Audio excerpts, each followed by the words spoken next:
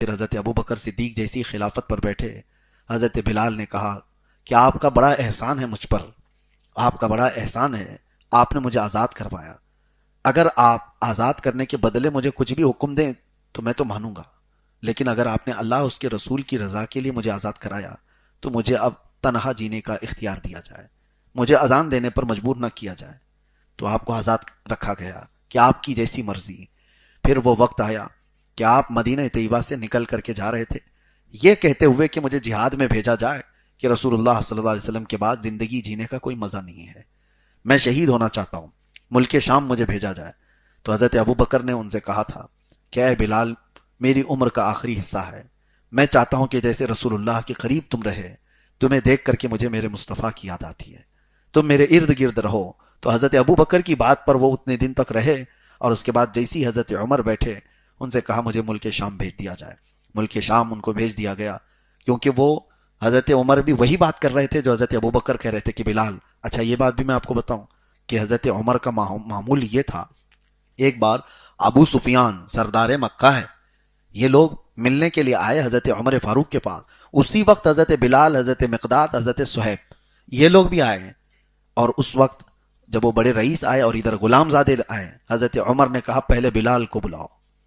امیر المومنین پہلے ان کو بلاؤ۔ تو ابو سفیان اور دوسرے لوگوں نے یہ بات بھی کہی تھی، بڑے بڑے سرداروں کو چھوڑ دیا گیا اور ہمارے سامنے کے غلاموں کو خلیفہ وقت بلا کر بات کر رہے ہیں۔ تو ان کے ہی ساتھیوں میں سے کسی نے یہ بھی کہا کہ اس چیز کو ذکر کرنا فضول ہے، بلال وہ شخص ہے جب رسول اللہ ہمیں دین کی دعوت دے رہے تھے، ہم ان کو مار رہے تھے اور یہ رسول اللہ کے قدموں میں بیٹھے ہوئے تھے، ان کا حق ہے۔ اور حضرت عمر جب بلال کو بلاتے تھے تو کیا کہتے تھے پتہ ہے؟ یا سیدنا بلال،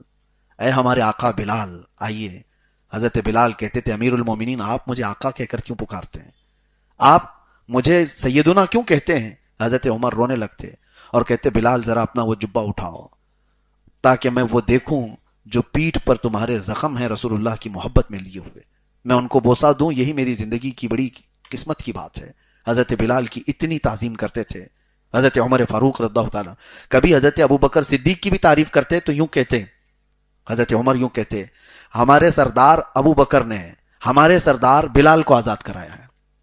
دونوں کو سردار کہتے تھے، آقا کہتے تھے، جبکہ وہ غلام زادے تھے۔ تو حضرت عمر کی بات پر وہ رہے نہیں، مدینے میں ملک شام چلے گئے، تنہائی میں جیتے رہے، جہاد کے سلسلے میں گئے تھے لیکن وہاں زیادہ دن رہ نہ پائے۔ ایک دن خواب میں رسول اللہ صلی اللہ علیہ وسلم کو دیکھا، اللہ کے نبی صلی اللہ تعالیٰ علیہ وسلم یہ فرما رہے تھے کہ اے بلال اتنی بھی دوری کیوں، کیا ہماری یاد نہیں آتی؟